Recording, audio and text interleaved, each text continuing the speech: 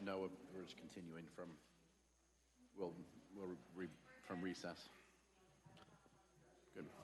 Good afternoon. Welcome everybody into the room today. We are coming out of a recess from our morning session and entering into our land use portions today. Amanda, can you call the roll, please? Commissioner Thayer. Here. Commissioner Richardson. Commissioner Schroeder. Here. And so let me just explain why Commissioner Richardson is not here. We have 3 items on our agenda today. The first 2, we are anticipating a request for a continuance from staff. And so there was no need for him to be there for a continuance. And the third item on Phantom Creek, he has previously recused himself of. And so that's why he's not joining us this morning. And so with that, I would entertain a motion for our first land use item. Phantom Creek? Nope, number 1, industrial tower. Oh, I move that we continue the industrial tower West Matheson special use. We need to open it. Okay. Then hear why we're continuing it. I'm going to have to wake up. I want to open the Industrial Tower West Matheson special use by review permit application. I'll second that. We have a motion and a second to open the Industrial Tower West in Matheson special use by review permit a public hearing. All those in favor, please say aye. Aye. Aye. We are in public hearing. And Kelsey? Thank you, Commissioners. Good afternoon, everybody. So the Industrial Tower West Matheson is requesting a continuance to September 11th, 2024. The request is due to Planning Commission last week did not have a quorum present, so it has not been heard by Planning Commission yet. Therefore, the BOCC cannot hear it until then. Okay. Fair enough. Do you have any further questions? Did you have a motion then? I move that we continue the Industrial Tower West Matheson special use by review permit review till September 11th. At 1 p.m. in this location. Exactly right, at 1 p.m. at this location. I will second that. We have a motion and a second on the floor. All those in favor? Aye. Aye. I'd entertain a motion to close the public hearing on Industrial Tower West in Matheson. Mr. Chairman, I move that we close our hearing on Industrial Tower West Matheson. I will second that. A motion and a second on the floor. All in favor, please say aye. Aye. Aye. Okay, next item on the agenda is our County Road 166 Storage LLC Economic Development Site Development Plan. I would entertain a motion to enter public hearing for that. Mr. Chairman, I move that we open a public hearing on CR County Road 166 Storage LLC Economic Development Zone Site Development Plan. I will second that. We are in, all those in favor of entering public hearing? Aye. Aye. We are in public hearing. Thank you. Again, County Road 166, case number P-2023-00017 is requesting a continuance to the October 23rd, 2024 BOCC hearing at 1 p.m. The request is due to the applicant having more time to prepare documents, specifically the information that was requested at the previous hearing. Just due to the amount of information that was requested, we feel that the October 23rd would give ample time for the applicant and the engineers and the consultants to get everything worked up.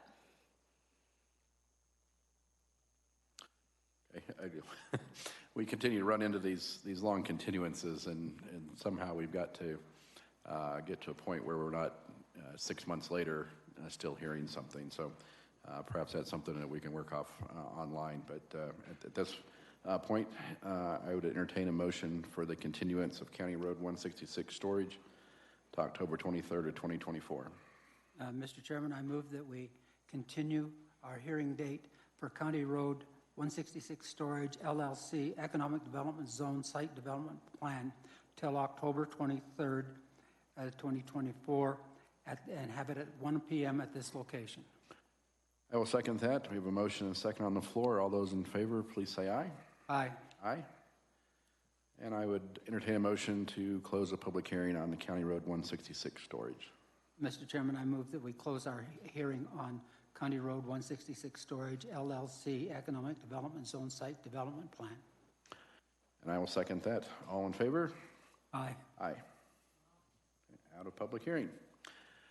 And we're on to item number 3. I would entertain a motion to enter public hearing on Phantom Creek preliminary plat.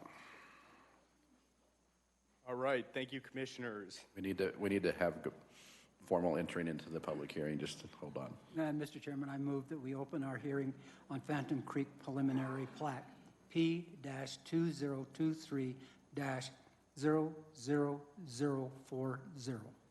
I will second that. We have a motion and second on the floor. All in favor, please say aye. Aye. Aye. Now we're in public hearing. All right, thank you, commissioners. Good afternoon, everyone. Today I will be presenting Phantom Creek preliminary plat, case number P-2023-00040. The request for this is a preliminary plat, and this preliminary plat would be to subdivide 106 acres into 7 lots with approximately 33 acres of open space that follows a dry creek bed. Probably not dry today after that storm. So the location is 39010 County Road 21 in Elizabeth, Colorado, 80107. The applicant and owner of this property is Mike Brownson with Phantom Creek Development, LLC. The process for this started in 2022 in February with a pre-application meeting. It then moved into the community meeting phase October 5th of 2022. The application was formally submitted May 5th, 2023. And the first referral process of several was June 1st to June 27th, 2023. We had our Planning Commission date on February 20th, 2024, and the BOCC hearing was on March 13th, 2024, in which the case was heard and continued eventually to this date in August. Here we are, August 14th, 2024. All notification followed Elbert County zoning and subdivision regulations, and the applicant did redo the sign so the new date was reflected because of the long delay. So here is our location in the northwest quadrant of Elbert County. Again, the situs address is 39010 County Road 21, and the subject property is generally east of County Road 21 and more generally south of County Road 166 and north of County Road 154. Here's a zoning map of the property. As you can see, there's agriculture surrounding the property, as well as a subdivision to the south, and there's some PUD zoning in this region as well. Here is another aerial map that shows some of the wetlands that go through this property from our wetlands mapping that we have, and that creek bed experienced some heavy rain yesterday, so as you can see, that's where the open space would be following that creek. Here's another aerial map that's slightly more zoomed into the area. You can see the major tree stand in the lower portion of the picture that will be preserved by the open space, and the access will be off of Pronghorn Avenue for the proposed lots. Here's another aerial map. It shows the distance from County Road 21 to the proposed Phantom Creek Drive. That's about 711 feet.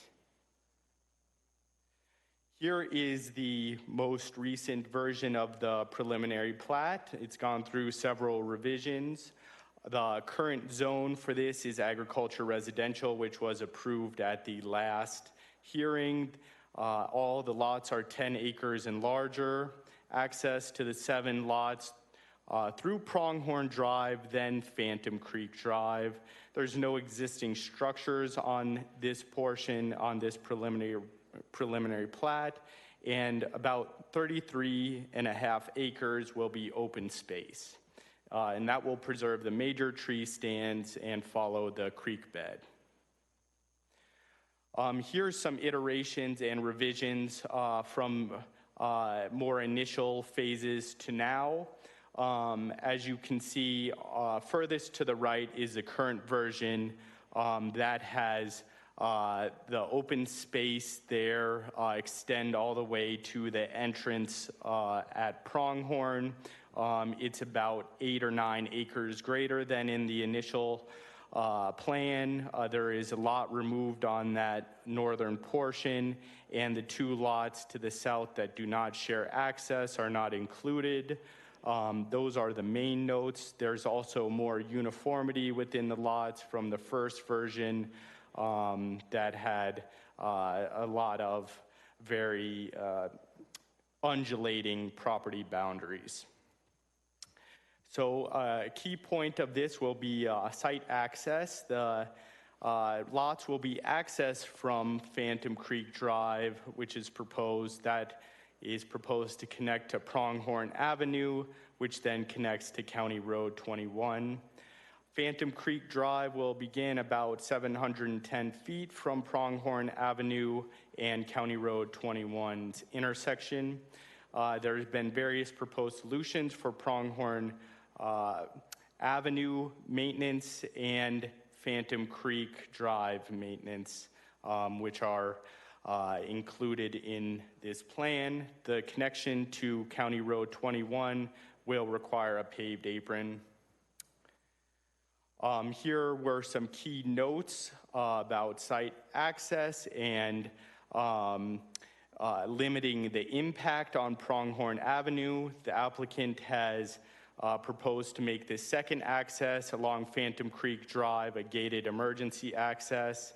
That's the further east access. The distance from County Road 21 to the primary access is about 708 feet. Come to an agreement on this maintenance. Aprons will be paved. No major adjustments are needed for Pronghorn Avenue at this time. And a subdivision improvement agreement outlines the requirements for adding road base and the road standards that the developer will be required to follow. So here is our referral summary. All these entities on the board responded to requests for referral. There were a few agencies contacted that didn't take part, and that includes Elizabeth School District, Comcast Cable, Elizabeth Parks and Recreation District, DOLA, which is Colorado Department of Local Affairs, and the Colorado Environmental Agriculture Program. Otherwise, all the comments from all these agencies responded to referral requests, and all their comments have been addressed throughout the process. So after Planning Commission, which was back in February, there was discussion and the condition of approval to a Phase 2 environmental study was added. Since that time, the developer Mike Brownson conducted an environmental survey of the property with Teton, and then we've since had discussions with Elbert County Public Health and Colorado Department of Health and Environment in addressing any concerns, and a work plan will be required from the developer by August 30th. So during the Planning Commission, there was also a vote. All commissioners voted in favor of approval, with one commissioner abstaining from the vote due to property ownership in the area. And there were some important neighborhood concerns, including the lack of a visual buffer on the northern property line, possibly plant trees was something a neighbor mentioned. Possibility of the lead contamination from the shooting range was mentioned during that meeting. Smaller lots than the existing adjacent subdivision, 10-acre lots proposed in this subdivision versus 35-acre lots in Foxtail Farms, and the additional traffic and wear and tear on Pronghorn Avenue were concerns from Planning Commission. So after Planning Commission, the property owner obtained more information about previous use of this shooting range, contacted Elbert County Public Health for guidance on how to proceed. Elbert County responded with a corrective action at shooting ranges guidance document from CDPHE, and Elbert County Public Health reached out to contact for working with CDPHE. Mike also met with Elbert County Public Works, Road and Bridge staff for more guidance on site access. And this will bring us to action since the March hearing. The applicant obtained an initial lead test on the shooting range area. Elbert County Public Health and CDPHE reviewed the existing lead test and charted a path forward to remediate the affected area. A work plan will be required to be submitted to CDPHE by August 30th. A draft SIA was created by the county attorney and reviewed by the applicant. The signed SIA will be a requirement before final plat is accepted. Applicant and survey company revised the preliminary plat, removing 3 lots from the preliminary plat. All the lots were enlarged to at least 10 acres per lot. 2 lots with separate access to the south were removed from the application, while 1 lot was removed to reduce the number of lots accessing the proposed Phantom Creek Drive to 7, and an additional 5 acres were added to the open space area. So for all preliminary plats, our subdivision regulation lists criteria A through E for subdivision requests. The Board of County Commissioners are to consider these criteria in their review of the application. The 5 criteria are as follows. A, whether the subdivider has provided evidence that provision has been made for a water supply that is sufficient in terms of quantity, dependability, and quality to provide a water supply in accordance with all applicable state laws and local regulations, including these Elbert County subdivision regulations. The applicant has received the necessary approvals from the Division of Water Resources to support the 7 proposed lots on the property. The Division of Water Resources indicated that the water supply was adequate and would not provide injury on the standard allocation approach to the Elbert County subdivision regulations 300-year water requirement. The applicant will be required to re-permit 2 existing wells to the lot size. Approval criteria B, whether the subdivider has provided evidence to establish that if a public sewage disposal system is proposed, provision has been made for such system, and if other methods of sewage disposal are proposed, evidence that such systems will comply with state and local laws and regulations, which are in effect at the time of submission of the preliminary or final plat. There will be no central sewer system for this project. Each individual lot will need on-site wastewater treatment systems or other recommended systems approved by Elbert County Public Health at the time of development.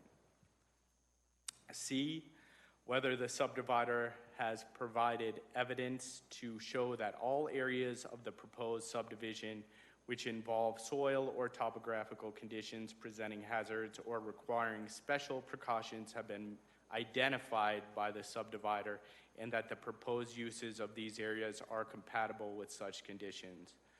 The applicant will be required to submit a work plan by August 30th to CDPHE. CDPHE and Elbert County Public Health work together on this path forward so that all hazards are identified and remediated.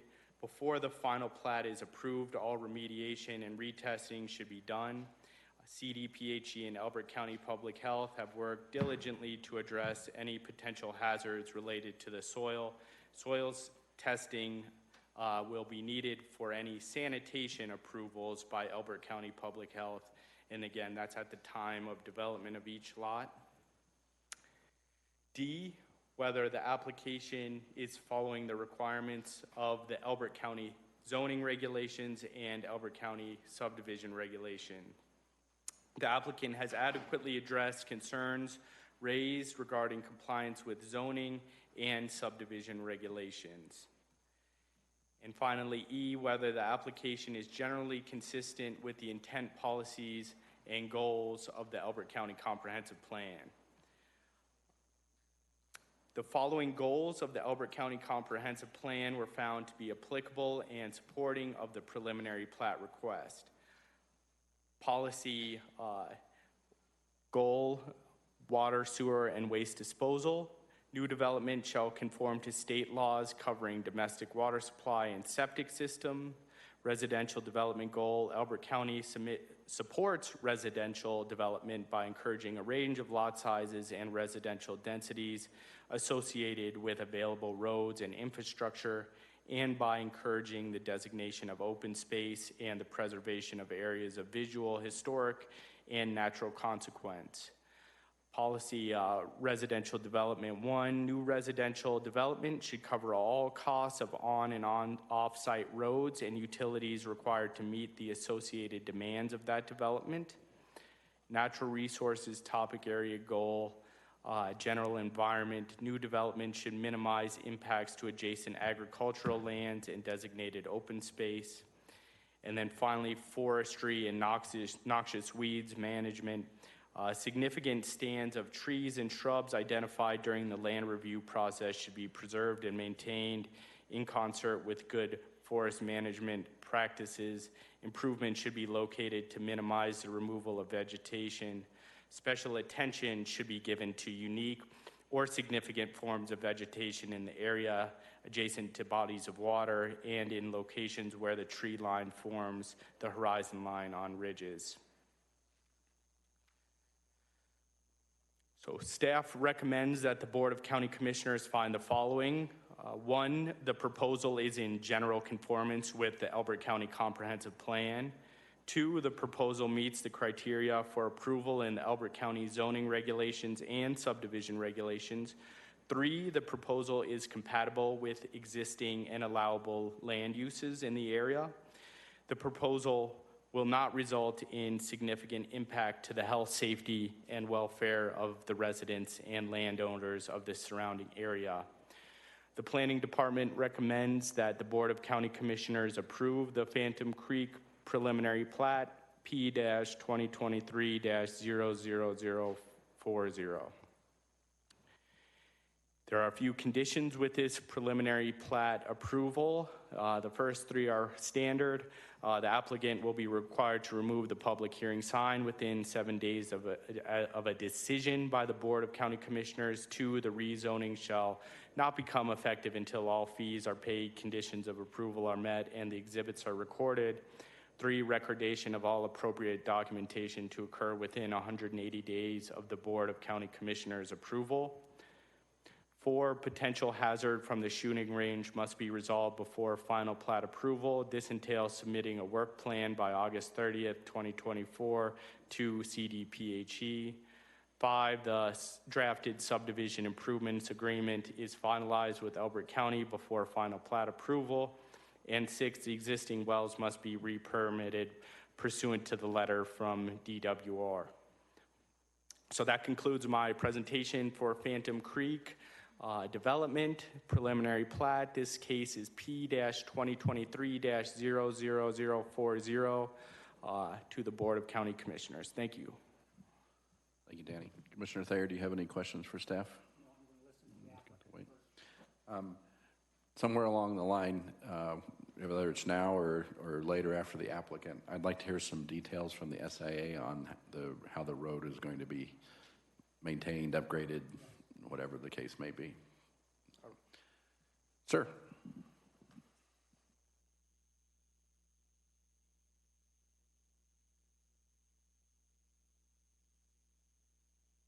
Thayer, Schroeder. So, I wanted to start out by expressing my appreciation for the concerns that the neighbors have brought up during all of the public hearings to this date.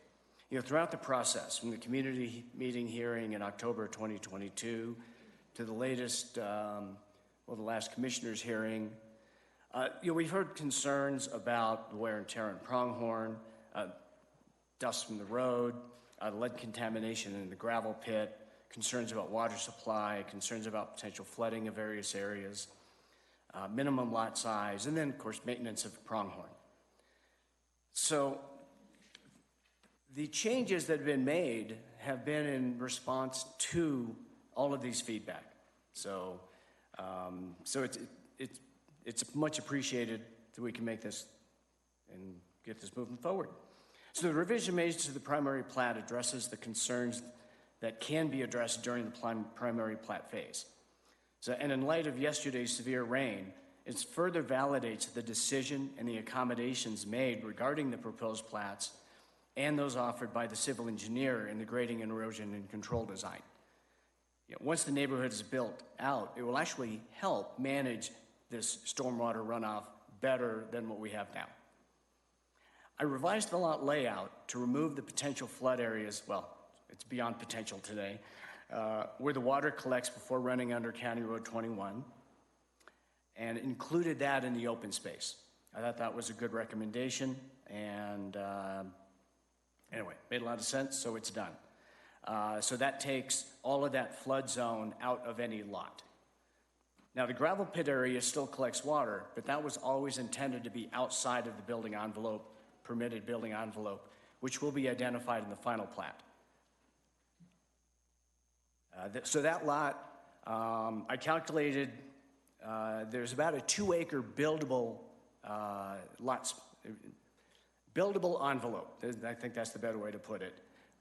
Which again, like I said, it'll be identified in the final plat. But I have no concerns about whether lot 7 will have enough buildable space. We've resolved that. So we've reduced the preliminary plat to 7 lots in total. Due to road and bridge regulations, that allows us a single entrance. So what that does for us is it really reduces the neighborhood concerns over the wear and tear on Pronghorn Avenue by keeping all the traffic to that first 700 feet. I've also initiated the process for the cleanup in the gravel pit. I've contacted multiple engineering companies and remediation companies, currently working to get proposals from 2. I've received 1 proposal, waiting for another. Of the 50 soil samples that were taken during the Phase 2 study, there were only 3 areas that showed contamination above the EPA limits. So that was fortunate because that means the shooting line was pretty contained and folks kept going to the same place and shooting into the same bank of dirt. So I've contacted the lead remediation and engineering companies, and I have started the process of a work plan and cleanup. So I'll be working closely with community development and Elbert County Public Health and CDPHE. I'd actually like to specifically thank Mr. McTaggart for his concerns in bringing this up. I wouldn't have thought that a hobbyist type gun range with about 5,000 estimated rounds fired would have had this level of contamination. But what do I know? That's not my area of expertise. That's Mr. McTaggart's. So that was good to find out because I would not have wanted to create a health hazard by that. So we'll get that cleaned up. I do need to add, though, in talking to the engineering companies, I will have to ask for an extension from CDPHE and Elizabeth Public Health on the work plan. They said it's going to take longer to get that done. All right. I've also addressed concerns about the limited water supply. I mean, these are 10-acre lots. The Division of Water Resources shows ample water.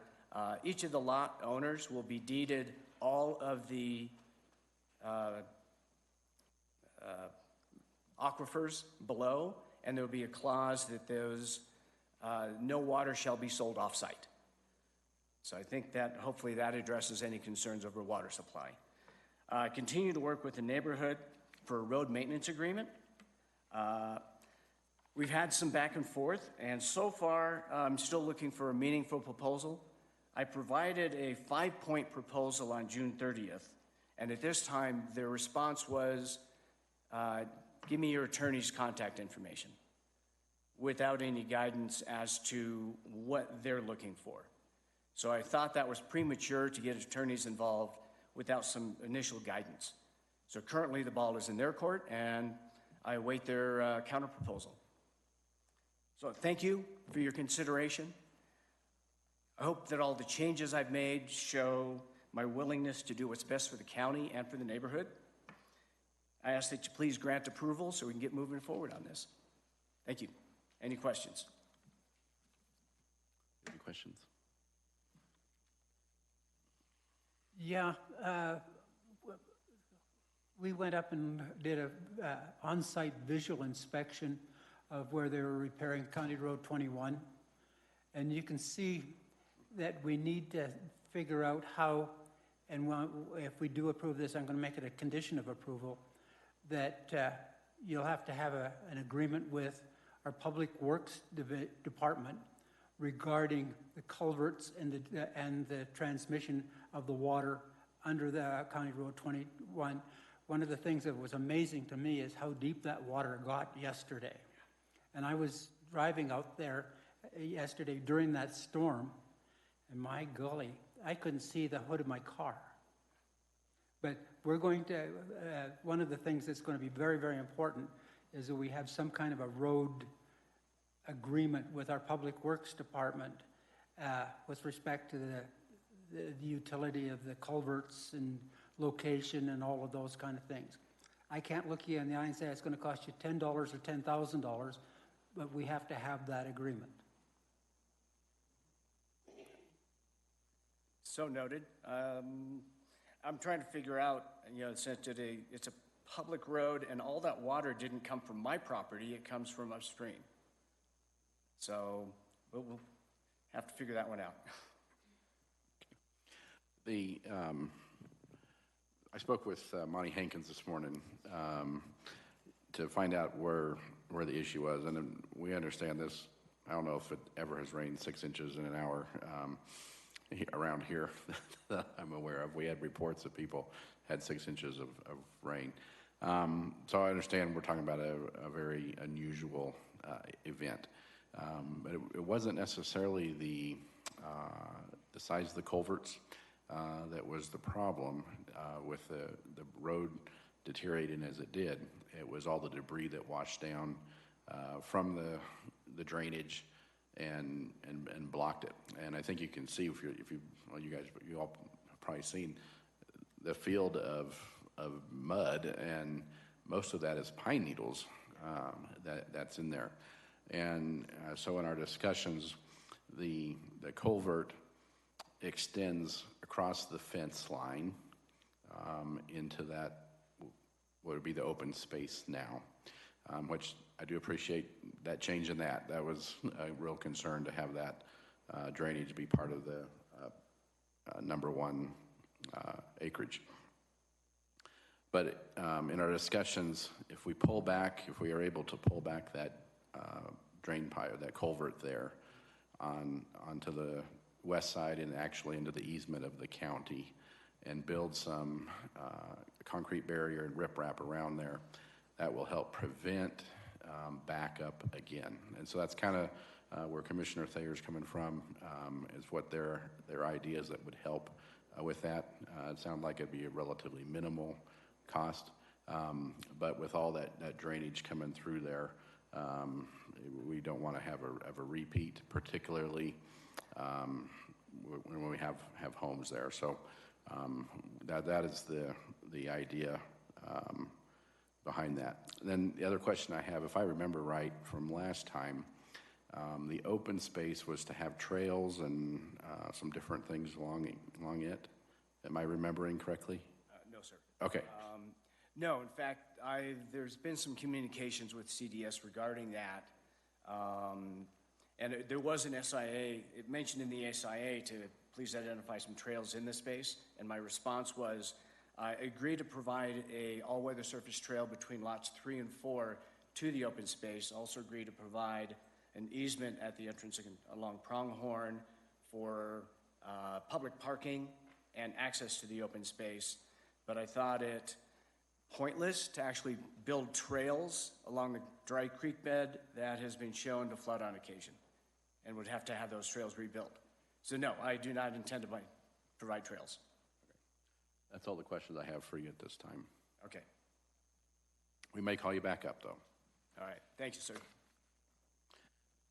Let's ask staff a question, kind of a follow-up on that. Since the majority of the problem that we saw yesterday occurred because of the debris flow coming down with that large amount of water, who's ultimately responsible for the open space debris removal? So on that open space, who would be responsible? It would be the responsibility of the homeowners in Phantom Creek to remove that debris. To maintain that so we didn't see another large thing. Okay, very good. We'll continue on then. Just as a follow-up from what you just said there, if the homeowners are going to, would that be a provision that needs to be in the HOA? That they're maintaining the open space? Yes. Yes. Yes, and it is there. It is in there now? Yeah. Okay, very good. Okay, from our last meeting, we had public comment and we had closed public comment, but at chair's discretion, due to the changes, significant changes that happened with this application, I'm going to reopen public comment at this time for the public to have their input on the new changes. So if we can open public comment, please. You have 3 minutes. Name and address, please.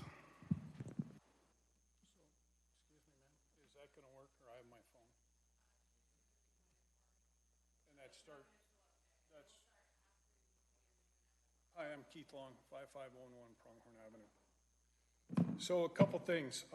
February 20th, and I'm giving you a synopsis. Prior to the Planning Commission meeting, I spoke with 2 members, and they were unaware of a shooting range.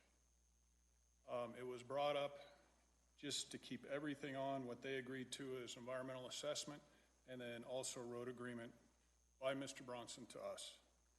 March 13, Commissioner Thaler stated that you need to enter into a road agreement and have an EA completed. Pronghorn Road Committee has requested numerous times from the developer, Mr. Bronson, a written proposal due to all the issues we had with the patch. And I think everybody can remember about the patch a few years ago. So lack of transparency. We just heard that there's going to be an open space access off Pronghorn. We didn't know about this. When we spoke to Bart, Mr. McTaggart and I spoke to Danny and Mark, this was back June 4th, Danny stated that there's now 2 developments. Again, it's not listed anywhere. We were unaware of this. The lack of transparency, I think, is very evident. Are we skirting regulations by changing it? I don't know. Danny stated that we might possibly not want to enter into a road agreement. That's furthest from our mind. What we're trying to do is make sure that we have something that is going to continue, so if Mr. Bronson leaves, we're not hung like we were on the patch. Proposed things, elements of road agreement, July 26. So Mr. Bronson reduced down to 7 lots. We were told by the attorney last time he spoke, the county attorney, there will be no emergency gate, anything. So has this changed? Up to 4 tenths. I talked to Jay Walp yesterday from the county. He said, absolutely, there's not going to be an emergency gate. I'm confused. Couple other things. CPHE lead results, when you see them, it said 250 rounds and 5,000. I stated a lot more. Again, this was from 1998 to 2012. The levels were 17,800. One of our professionals will talk about it. The other thing that concerning CDPHE, uncertain if adequate representation has been or has occurred in their findings. Another misrepresentation about potential lead. With all these unanswered questions, issues, concerns, lack of due diligence of even trying to get any kind of road agreement. Again, why is it on us?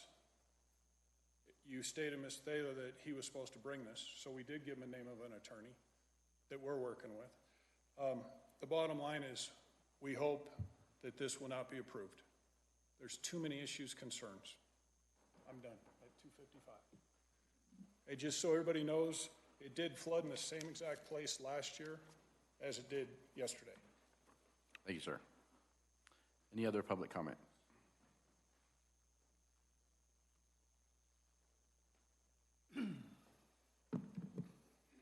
My name is Bart McTaggart, 39600 Foxtrot Circle, Elizabeth, Colorado, 80107. A lot of this has to do with responsibility and obligations. Pronghorn, I've sent a letter that addressed 4 of my concerns. You guys have that, and I'm not going to waste my time with that. But there's significant concerns, especially related to how the regulations read and the meaning of those regulations. But importantly, there's an obligation and a responsibility. And Phantom Creek has not lived up to those obligations and responsibilities for over 30 years. When we developed the road, okay, he had his property there as part of that easement and therefore had the obligation and responsibility to pay for development, improvement, and maintainment, okay, of that. $247 in over 30 years, I think you guys know with the budget, that ain't gonna even cover nothing, okay? We were told, most unpolitely, to go coitus ourselves, if you will. So, again, that was not lived up to. It's kind of like if you got a girl pregnant and you're not paying child support, but then all of a sudden you want to have visitation rights. Now all of a sudden he wants the rights to the road. And again, he's behind, there's not been payments. We could have taken this to legal and we could have sued and we could have done all this, but that's not what we're about. And we hope to avoid that. We do have an attorney. He gave us a proposal that says basically it's a and we told him and we responded that it was non-viable because it's not legal. You can't just take care of the front 700. That creates a hostage situation to those of us that are upstream. Say he doesn't want to plow the road. And again, obligation, responsibility for road has not been met in over 30 years. So again, we don't have a lot of faith that it's going to happen. We've been harmed. Now we're looking to get harmed again by doubling the traffic that's going to be on that road. I bought traffic counters, and I put out traffic counters, and I have traffic data, okay, so that I know exactly what's going to happen. And again, these are things that can create problems and cause us harm. The regulation says 7 or more and the adjacent or conjoined properties must be included into the plot density calculation. But now we're not going to follow that regulation. It is detrimental to the public good, and again, that's again in the regulation. 90% of the people are here to talk against this. So again, I ask you guys, give us some consideration this time. Hold to the regulations, require payment or access from County Road 21, and don't approve this as it is presented. We're not against development. I took 10 seconds over. I apologize. Thank you for your time. Any other public comment today? Ma'am?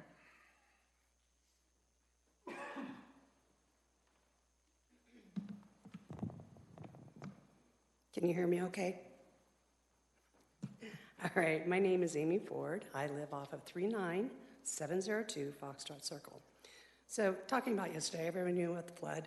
It was interesting that Bronson was more concerned about us bringing pictures about the flood to the meeting today. Whereas the rest of the property owners are more concerned about pronghorn. You know, we're worried about, we would actually ensure that pronghorn was safely accessible by all of those that have traveled. If it wasn't, that night we would have been out on our tractors fixing it so it is safe. He has absolutely no concern for ours. He was more concerned about getting his truck across his property over the water. So let's move on a little bit here.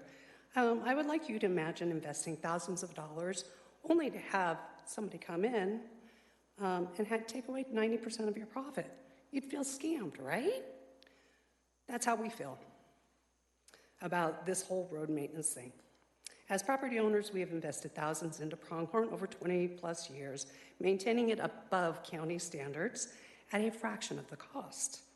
As admitted by Mr. Brunson in front of you, he contributed at just under $250, and he strongly resisted further contributions, claiming minimal use of the entire road, as well as where his entry location is. His lots would command less money today if it was only accessible by four-wheel drive. Our attorney, he is a litigating attorney, advises us that all property owners, regardless of road usage or entrance location, are responsible for the maintenance costs of the entire road. Therefore, we could have sued Mr. Bronson over the years for payment. Yes, he skirted his financial legal obligations. Furthermore, Mr. Bronson's offer for Phantom Creek HOA to take over the first 700-ish feet of the road is not legally congruent with what our attorney had just told us. Our attorney has stated that adding 7 more property owners to a gentleman's agreement is definitely inadvisable due to decision-making issues that will arise. Our attorney also advises us that the county can require a road maintenance agreement, whereas Mr. Bronson over here sent us an email, and I would love to send you all these road agreement emails if you'll read them, to confirm Mr. Keith's claim, that you cannot. I'm going to put my money on my litigating property attorney in Colorado. Okay? So therefore, I respectfully request that you reject the current proposed plating. Look at the alternatives of placing ingress, egress, maybe on the proposed open space parking lot, which is now changed, by the way. Found that out today. This would avoid harming, those that have maintained pronghorn in good faith over the many, many years. If you're not willing to consider that, please consider a legal road agreement that will transfer with the property. As a final note, to Road and Bridge, if you could please convey this to them. Miller Ranch, which is adjacent to this Phantom Creek, has not been developed yet. It is a large development, 2-acre properties. I think the acreage was over 960 some feet. That's going to add more watershed. So you might want to consider that in your future development. Thank you. Thank you, ma'am. Oh, and by the way, I don't know if you guys noticed it, but in Danny's slides, the Planning Commission actually required a road agreement, but it was missed on the requirements in further slides. So, thank you.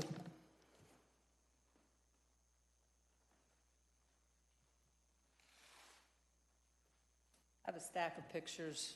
I'll give my name and everything. Jerry McTaggart, 39600 Foxtrot Circle, Elizabeth, Colorado. I have a stack of pictures from yesterday, but if you were there, I don't need to show them to you. But I would like to show you something else real quick, if you don't mind. Can I approach? Absolutely.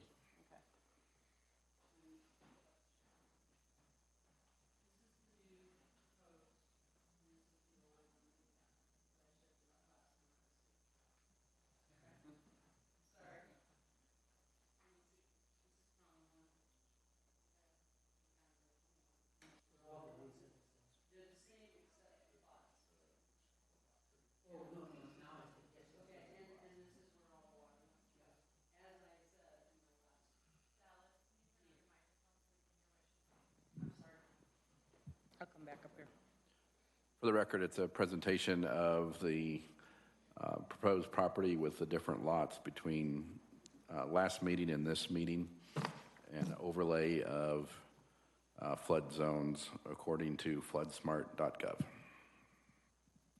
Yes. All right, so, get my glasses here.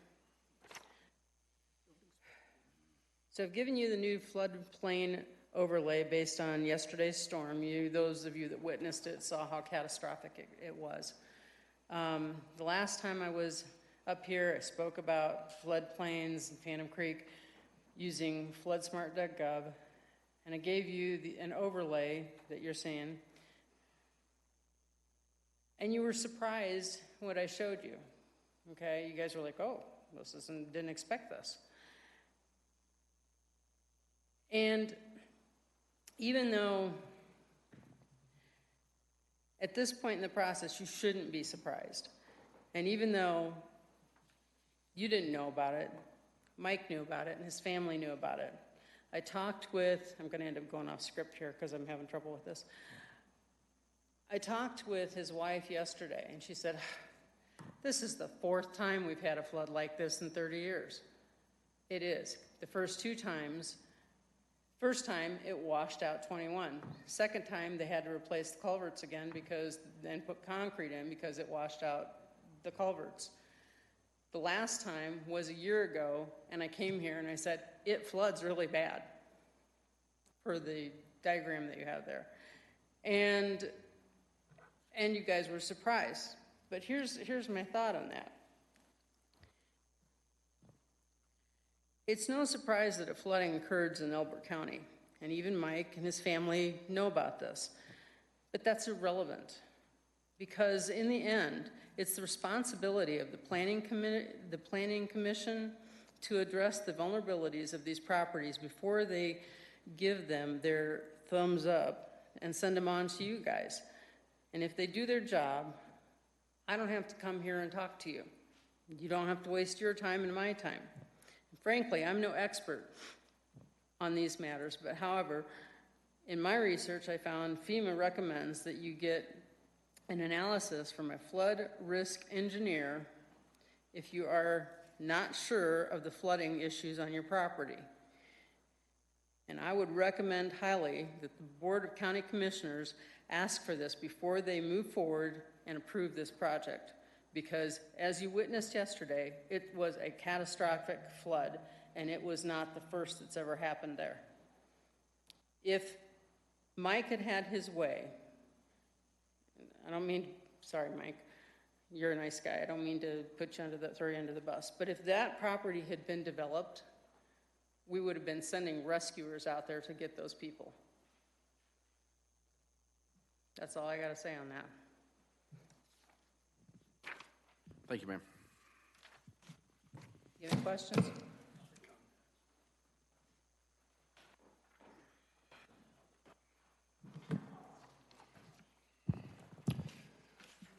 Greg Hines, 5113 Pronghorn Avenue, directly across from the proposed development.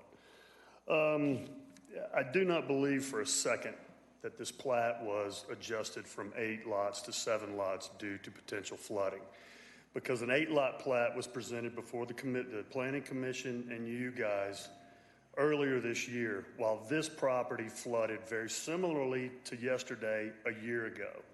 So the intention was to sell those lots regardless of the known flooding concern. The plat was adjusted for one reason, to get below the threshold for having to pave inside the development. Now, your regulations, I believe it's number 700 for road and bridge, requires that anything over 7 lots has to be paved. It also says adjacent existing lots that use the same road have to be included in that calculation. Therefore, this is a 17-lot development, not a 7-lot development. And at a minimum, it should be paved within the Phantom Creek area and, in my opinion, up and through any ingress and egress to the Phantom Creek development area should be paved by the applicant. Okay, now moving to road maintenance. Because of what I just stated regarding the plot change, and the added open space, which he knew was going to flood when it was 8 lots, as well as the omission of the shooting range on the original application, that created serious distrust between the existing landowners and the applicant.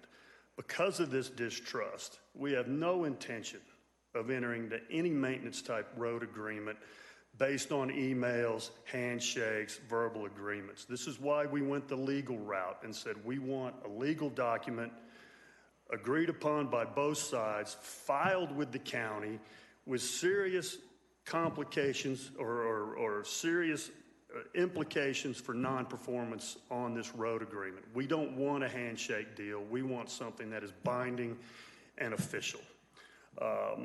Third, adherence to the comprehensive plan.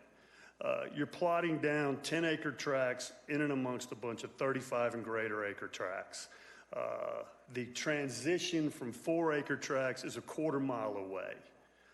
I don't believe doing this adheres to the spirit of the Elbert County Comprehensive Plan. And also on the open space maintenance agreement, you're going to leave this to an HOA. We have, in case anybody hadn't noticed, we have dying trees all over this county. And if you don't get a beetle kill tree out immediately, it spreads quickly and it'll spread to other properties. You put maintenance of this on an HOA where people are asked, hey, we need $1,000 to remove a tree. It's not going to happen. That place needs to be privately owned where people will lose property value if they don't solely correct an issue like that. Am I done? Are you close? Oh, okay. Well, no, that's it. I don't, because of the lack of adherence to the Elbert County Comprehensive Plan, the distrust on the maintenance agreement, I urge you guys to reject this proposal as is. Thank you.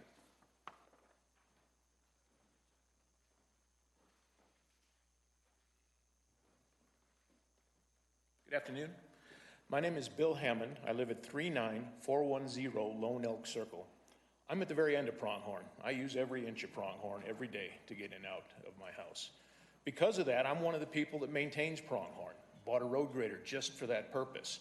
I'm out there when it snows, along with Bart, plowing Pronghorn. Have been for 11 years now. We used to have one other gentleman who died of cancer that would help us, but we're it. We're all that we have. We had a problem with the maintenance of Pronghorn several years ago when a commercial operation opened in our neighborhood. It was pretty contentious. Luckily, that's done and over with now. Pronghorn's in a good position right now. It gets regular maintenance. Bart was out there several hours this morning taking the ripples out from the rain yesterday. It's a great road, but we've seen what happens when we get too much traffic on it. With that in mind, that's why we've decided we need a formal agreement. The handshake agreement has worked with us so far, but there's no guarantee that it will forever. And frankly, the more people that are involved, the less cohesive it is as far as getting an agreement on what needs to be done. I am all for an individual property owner's rights. I respect Mr. Brownson's rights to try to develop his property, but to do so, I would like him to make sure that it's in compliance with the laws and the regulations that the county has put forward. We've seen attempts, what I believe to be attempts, to skirt those regulations by having less than 10-acre lots, which have been addressed, not quite enough open space, which has been addressed, and now there's the question about the paving and the entrances. Do we have 2 entrances to the property or do we have 1 entrance to the property? Being off of a private road, all of those concerns affect me, not only in the use of my road, but also in my property values. Because if the road turns to garbage, my property value is not what it was, what it is today. So therefore, I would respectfully ask that you folks consider this, and if you approve it, just require compliance with the regulations as they're written. I don't want us to be like the immigration department in Texas and choose which laws that we follow and don't follow. They're there for the public good. We're the public, and I'd like to see them followed. Thank you.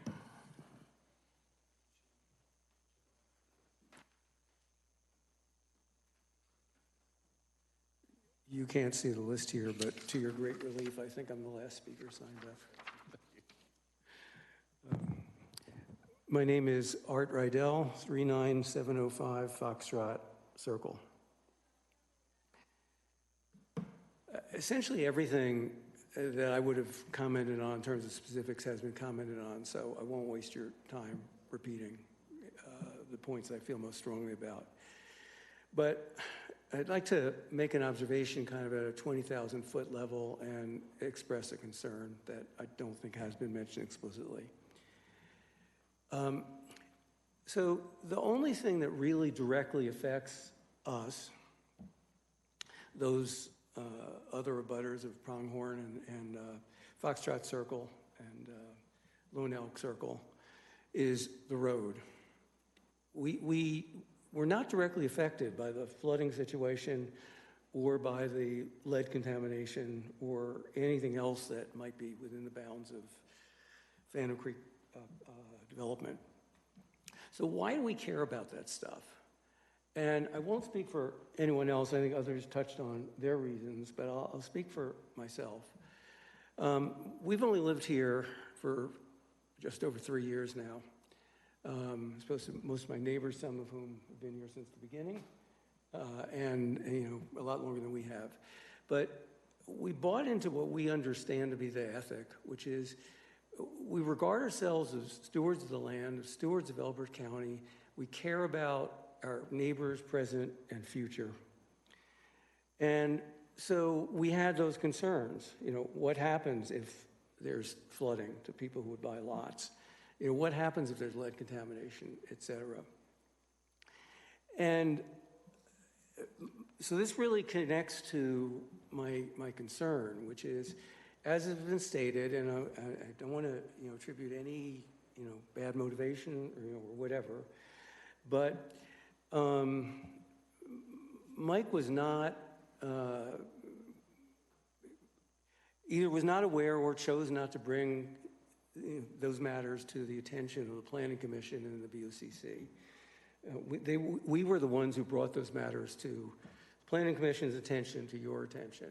And quite honestly, I don't think we got adequate attention because, we're not talking about a 100-year flood. There have been floods almost at this level 4 times in the last 30 years as a historical fact. So it's less than a 10-year flood situation. The FEMA maps are notoriously inaccurate. Flood.gov is better, but as has been pointed out, insurance companies will often require you to get an engineer, a licensed engineer down to do a flood survey because it's understood. And frankly, I'm a little puzzled as to why when we brought that concern up, historical fact, I've got to assume you guys, I don't know you personally, have been here longer than we have, and we're aware of the flood history, why there wasn't more sensitivity. So the concern is going forward, this stuff was not brought up by a developer. It was not caught by the planners working on the project. And so if you can finish up. I'm done. What's going to happen going forward? Are we expected to monitor the project? What is our legal standing if we do? Will there be increased diligence by the planning department or somebody? Anyway, so that's why we care, and those are my concerns. Thank you. Thank you. Oh, off topic. Thank you very, very much, and kudos to the county and to Road and Bridge with the situation on 21. Man, were they on it. I mean, starting immediately after the flood developed, and then through the night, and really on it this morning. And I could not be more impressed and more grateful. So thank you to the county. Thank you. We'll pass that on to the guys. I know they've been working hard. I know it's off topic, but thank you for your indulgence. Any more public comment today? Okay, with that, I'll close public comment. The applicant wish to respond to any of the public comment.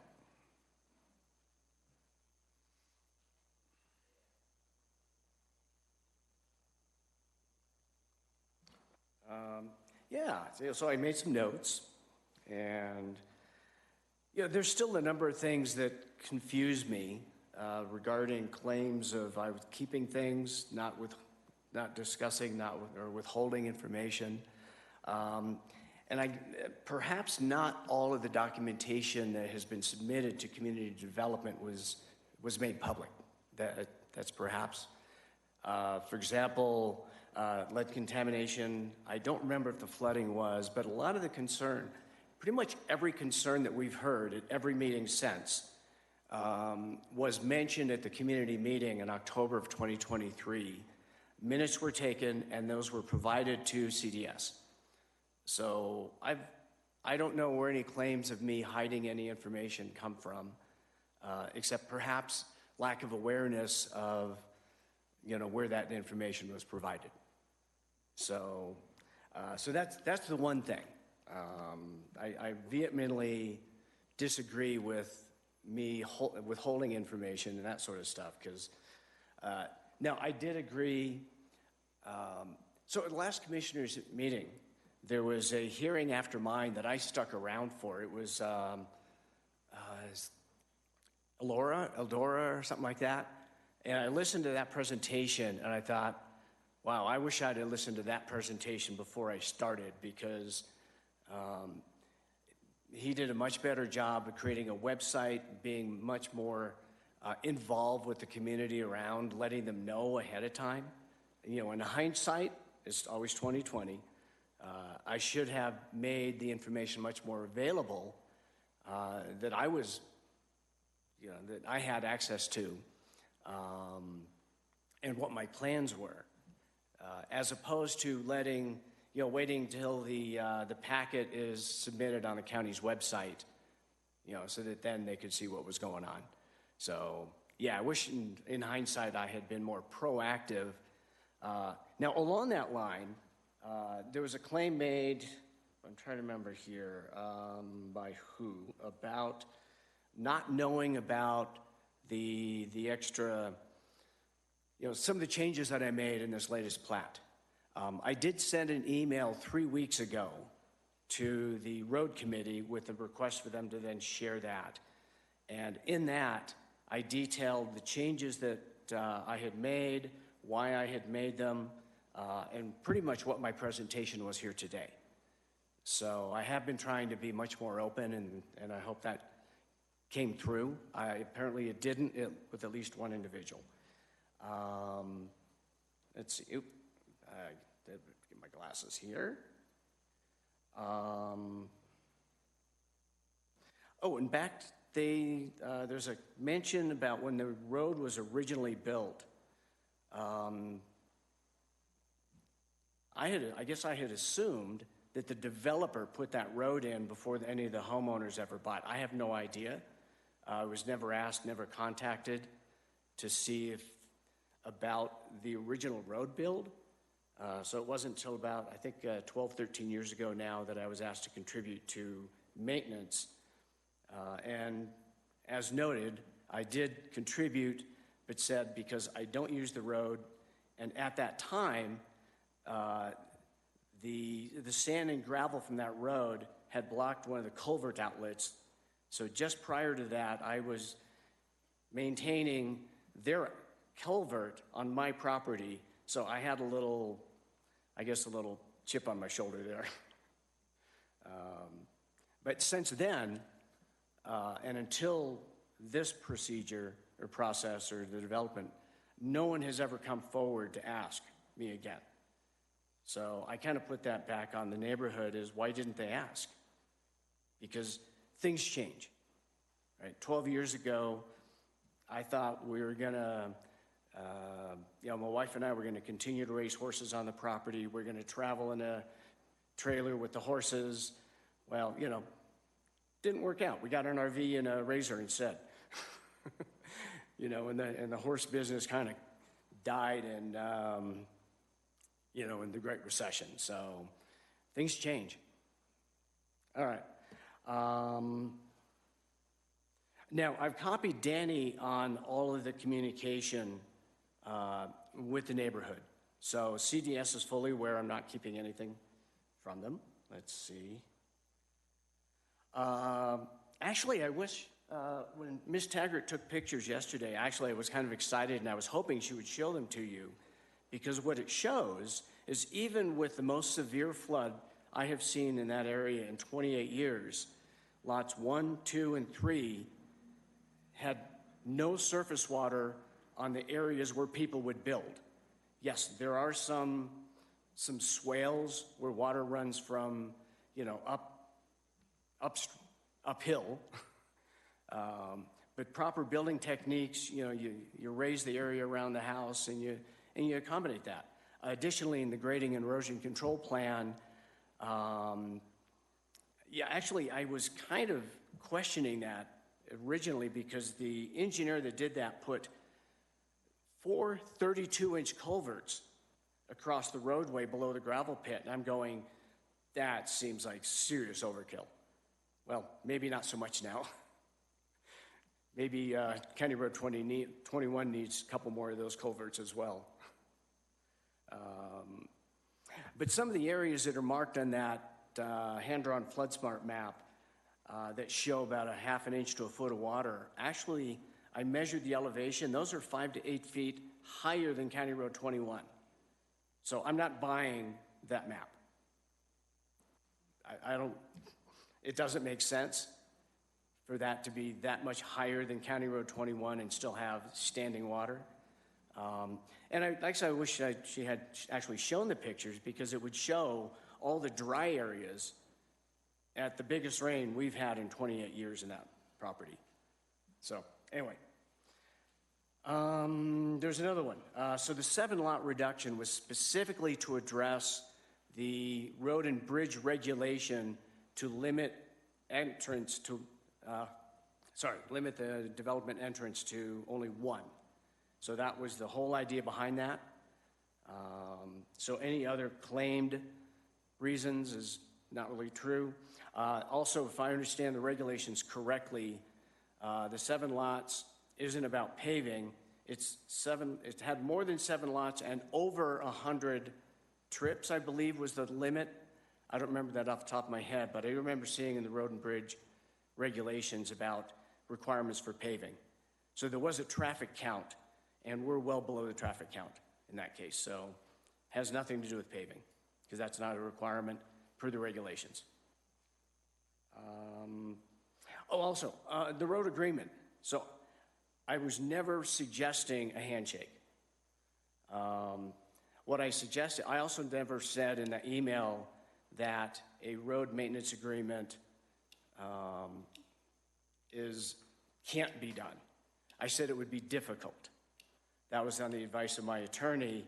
The difficulty comes in there is no formal association or group. So my attorney says I would need to have an individual agreement with every homeowner. And given the response today, I think that would be very, very difficult. So I would love to come to an agreement. I am not against it, a legal agreement, but obviously it needs to be enforceable. So I have concerns of whether or not it can be enforced. When there is no association or no entity that would make them responsible, and the next owner and the next owner and the next owner, what happens? How do you keep that responsibility intact without having to redo it every time? I believe there's a difficulty and not an impossibility. And then regarding the flooded areas, of course I know what areas flood because I've seen it 4 times now. I've seen it 3 times, twice prior to the original proposal. The one thing that's not included in the preliminary plat, of course, are building envelopes. So they would have had no visibility to what my proposed building envelopes would be. I had communicated internally, like with my real estate advisor and the surveyor, that I was planning to do building envelopes in order to make sure that the flooding potential areas would not be built on. And that is still my intent. So I am fully aware of flood. If anyone thinks they know what's going on inside my head, well, they're probably wrong, because they don't know what's going on inside my head. I do. And I'm trying to do the right thing, and the right thing for the county, and for my family, which, as I mentioned before, is not just me and my wife. It's my brother's, sister's, father, his wife, but as well, it needs to add to the county, right? It needs to be a good development.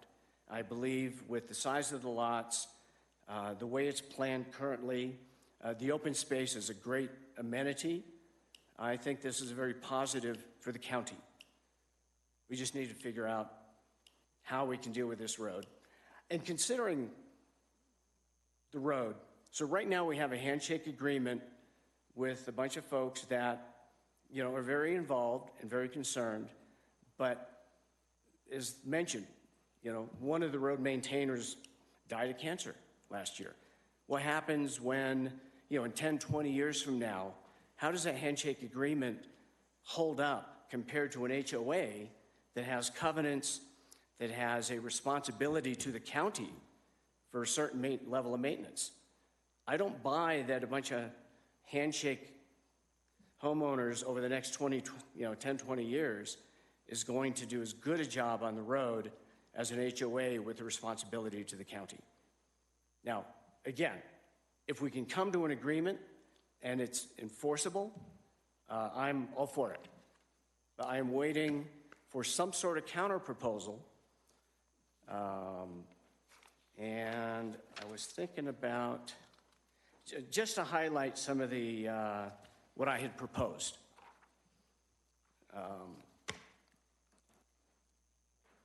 So one, I proposed that I would have Road and Bridge inspect the entire length of Pronghorn from County Road 21 to the eastern corner of my property. And if any improvements, whether it be width, depth of gravel, swales, culverts, need to be improved, I would take that on as the developer. So that would, anyway, I will provide the asphalt operation, or asphalt apron per county regulations. That's easy enough. I propose that the HOA be responsible for maintenance on the first 700 feet. I propose that probably, regular maintenance like grading and maintaining the gravel and whatnot is one thing. Snow removal has a higher level of urgency. And I considered that and thought that if, in my proposal was, if the Pronghorn folks that maintain that road do snow removal in advance of the HOA's snow removal, I would love to come to an agreement to reimburse them for any costs to somehow work that out. So, because snow removal is a critical thing. And sometimes when you hire out snow removal and you have someone who's going to get up at 3 a.m. and plow instead, well, it makes a lot more sense for everybody involved for him to plow and for me to, or for the HOA to adequately compensate. So that's just a smart thing. And then I also have proposed that I would add an emergency gate at the eastern entrance to limit all traffic to that first 700 feet, addressing the additional wear and tear on the road and dust and whatnot.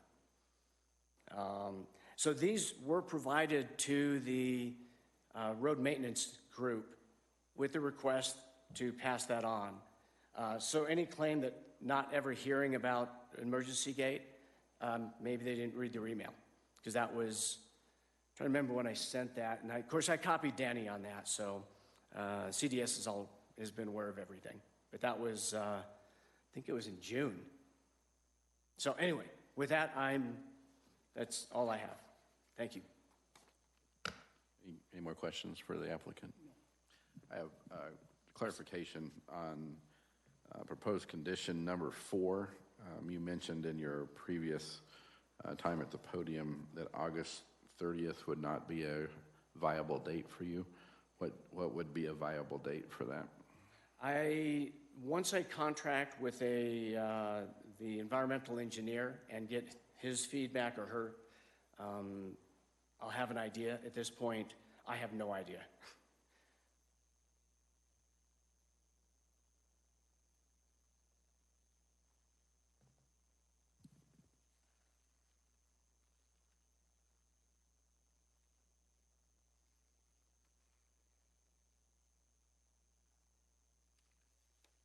Okay, I have no more questions for you at this time. Okay. I just got a couple comments. We need to add some items to the conditions of, now this is a preliminary plat. So that means you cannot do anything until you satisfy the requirements of the final plat. And so I've got kind of a split emotion about this. One is to continue this again until those items are satisfied, or to make them a condition of approval that would have to be completed prior to the filing of a formal plat.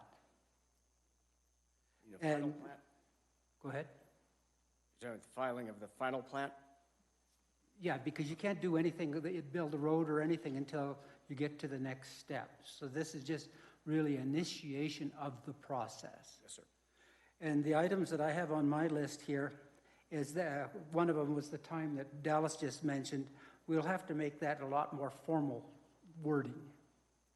Like, you can't do anything until you meet this requirement. And by that I mean a formal agreement with CDH, P or E or whatever it is. But the other thing is the what I call a formal private road agreement. That has to be done.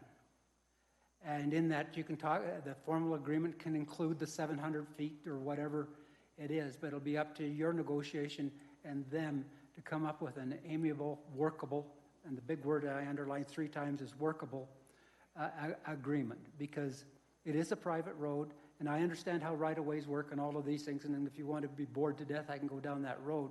But the whole point is the road exists, and the people that live there are maintaining it now. Yep. We can argue whether they're doing a good job or bad job. It exists, and it's being maintained now. So this formal agreement, in my mind, we can make it a conditional approval, or we can continue until you have that and you come back to us. The second one is this map that one of the people gave us. And I will ask the planning our planning people here, what if you want to build a house, how far do you need a setback from the property line? So in agriculture residential, it's a 100-foot setback. In agriculture zoning, the setback from the front property line is 150. And then rear setbacks depend on the zone. Also in ag, it's 100 feet. I believe in ag residential, it's 50 feet. Well, and the reason I asked that question, your lot 1 at this FEMA flood map is right, you wouldn't be able to build a house on lot 1. That map is not correct. Well, I can show you the pictures. In fact, I'll take my drone, there we go, out, do an aerial shot, overlay the plat, and you'll see where all the pine straw and the flotsam is. yeah, when Dallas and I drove out there before lunch today, and visually it looks like there might be a place or two, but this map doesn't show it. So that's one of the things we'll have to and what I'm trying to do is save you the desperation. If we approve these lots and you want to sell that lot and somebody has to build a house on stilts, there may be some discussion. I have no concerns, and I 100% concerned with the accuracy of that map. And the other thing is you need a formal, so that private road agreement is absolutely, totally in my mind for approval. The other one is I'd like you to have, and I didn't see it in the packet here, an agreement with our Public Works Department with respect to the quality of the roads and things like that to make sure that they will meet county standards. Even private roads have to meet county standards. And it may include some, as Dallas pointed out earlier, the question of culvert maintenance, adjustments, dynamite. I'm not sure what the right word is, but the way that water backed up there yesterday, you know something has to be done. And we can argue about whether it's telling prayers or what it is, but something has to be done. So I would insist that there be an agreement that included a covenant or acceptance by our Public Works Department in terms of your road standards and the culverts and drainage and all of those kind of things. Is that regarding just the Phantom Creek Drive or Phantom Creek Drive and County Road 21 or just 21? Not just 21, the private road also has to be, if you're going to upgrade Yes. it, it has to be done to county standards. Yeah, agreed. And we can talk about width and depth and all those kind of things. That's not my department, that's theirs. So I would want to have a formal acceptability paperwork, and I'm not sure if it's an agreement or it has to be written down. Okay. And then the other one is the timing of and we already talked about this, in item 4, the August 30th versus some time. Whatever it is, it has to be formally there, so we can, when it comes down, and so I can do one or two things, and I'm going to ask what you would suggest. We can approve this with these additional conditions of approval, or we can continue it until you have them, and then that'll make it a lot easier for you to file for your final plat.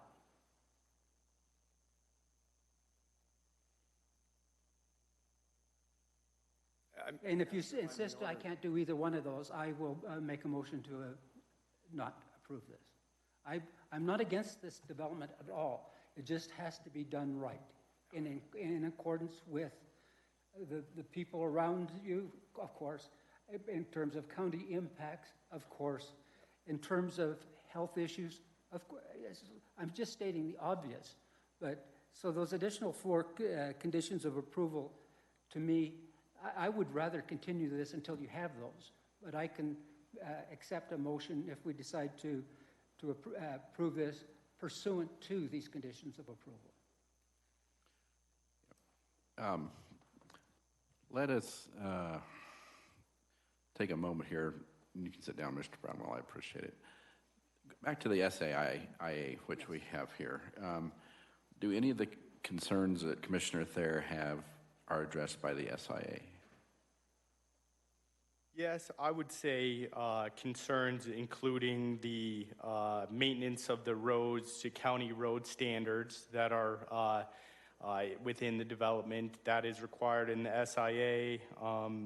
The lead portion of figuring out a date. We have our August 30th date, but obviously if it takes more time and he's working with CDPHE, maybe something like that could be adjusted. So that was a condition you addressed. I can go through the roads and improvements section of the SIA if you want me to read it, or do you have it on hand? We don't have it. What maybe I'll propose is that we take a 15 or 20-minute recess. If we could get a copy of that for us to read, to give us a chance for a comfort break as well and a chance to look that over, that would be terrific. So I will call a recess for 20 minutes. All right.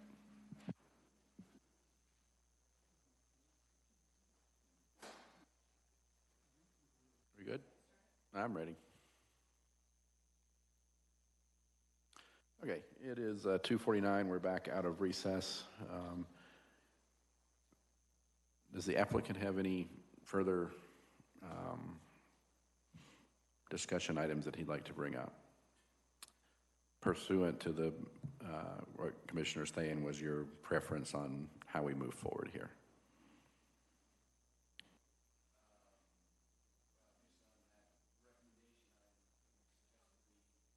Yeah, can you approach the podium, please? Yeah, I guess it was recommended that we continue this to another date. The big question there is if the continuance is resting on coming to a road maintenance agreement. I have no idea what date we might shoot for because we're dealing with attorneys. I think I would prefer to add some conditions of approval and go ahead and get the preliminary plat out of the way, knowing that you have to come back before us and making sure that these items have been completed. So we've had staff put together some additional conditions based on Commissioner Thayer's statements. So you see number 7, the building envelopes will be identified in the final plat on all lots to reduce further flood risk, which we will be looking for. Number 8, the SIA, the subdivision improvement agreement establishes road maintenance requirements for the private road that will be enforced and managed by the HOA. And I read some of the provisions in the preliminary here, SIA. I assume you've been working with those as well, so you're aware of what is in there. Yes, sir. And so we would have that SIA would definitely identify the stretch of road to be managed by the HOA, and since it is an SIA with the county, then that becomes where we have some enforcement and some teeth into making sure that that's being complied to. Absolutely. So In fact, you understand. I like to see that because that helps overcome some of the objections that we've heard today. If we have all this in an SIA and it becomes county enforceable to the HOA, then yeah, I want to make sure it's done right. Okay, and do we have any others there? Yes, so 4 was rewritten, so the hazard is resolved, and that entails submitting a work plan before any final plat is even submitted. So he can, if this August 30th date is too soon before anything is submitted for a final plat, that shooting range work plan needs to be resolved with CDPHE and Elbert County Public Health. And then the agreement with Public Works on additional culverts on County Road 21 within the Phantom Creek development to mitigate some of that flooding and the debris. So you were mentioned that there was maybe a concrete wraparound to minimize some of that debris flow. And then the other 2 you addressed. Okay, very good. I'm sorry I missed those first 2 up there. I just saw the last one on the wells and thought we were going on from there. So I think those were the conditions that you had discussed. Do you have any other questions for the applicant or staff? I do not. I do. The only thing that I have, I guess, all of these conditions of our approval must be met. Excuse me, I'm sorry. All of these conditions of approval must be met prior to the submission for a final plat. Yeah, so the SIA is normally finalized with the development, so it's not necessarily signed before, but if you want it signed before any type of final plat submittal, that's a possibility. But we were thinking with the final plat, the SIA would be enforceable at that time. Enforceable, yes. And there will be some modifications from the draft one that we received. Yes. Okay.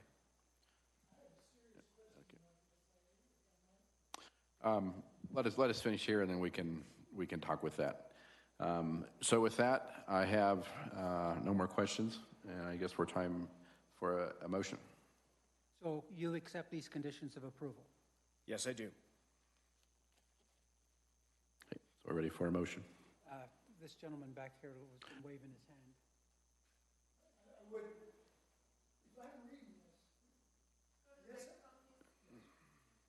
I read this right, and it's a question of legality, if the SIA establishes the maintenance requirements for the private road that's enforceable by the county, and it's being written by planning for the developer, it doesn't include us having any say into this.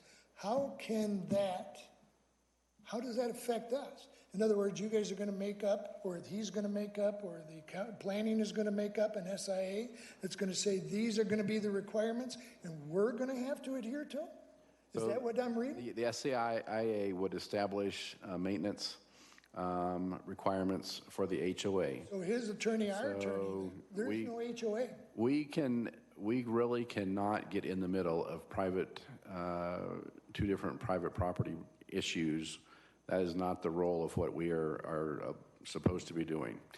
If you guys want to reach a road agreement on your own, that's separate, that is fine.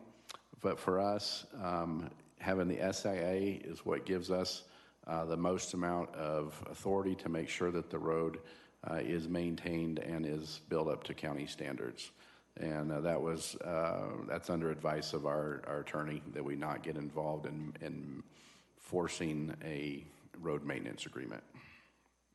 And if there's some concern of yours or any of the people here with respect to the updated and completed SIA, you can be sent a copy of it, and then you can address what you think is appropriate prior to or at when we hear it, because it will have to go through another hearing. Yeah, but an SIA is being drafted where we have no input, but is going to be binding on us. That's not legally viable. It won't be binding on you, it'll be binding on the HOA. And so at that point, we'll close what we're talking about here. We'll have to move on and with a motion. Mr. Chairman, I move we approve this preliminary plat, but it must include the additional conditions of approval as summarized on the screen there. And the applicant agrees to those conditions. Yes, Commissioners, I do. Okay. I'll second that motion. We have a motion and a second on the floor. All those in favor, say aye. Aye. Aye. That'll conclude our business today. We need to close our public hearing. Mr. Chairman, I move we close our public hearing on Phantom Creek preliminary plat. Second, we have a motion and a second on the floor. All those in favor, say aye. Aye. And we need to finish for the day. Adjourn. I'm done. First, we need a motion to adjourn. I move that we adjourn. I will second that. All in favor? Aye. Aye.